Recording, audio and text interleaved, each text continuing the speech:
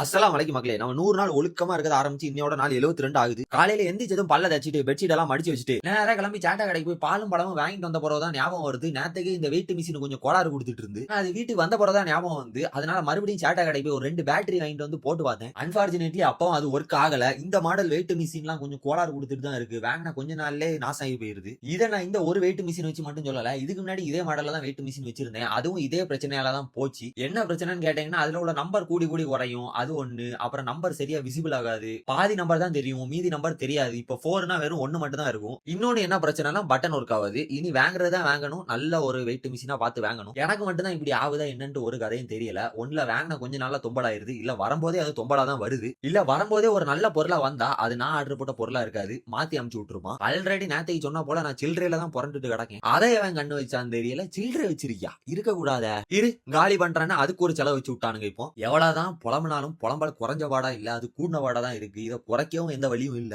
குறைக்கணும்னு தான் நினைக்கிறேன், ஆனா அதை குறைக்க விட மாட்டானுங்க. அதான் நிதர்சனமான உண்மை. ஒழுக்கமா இருங்க மக்களே.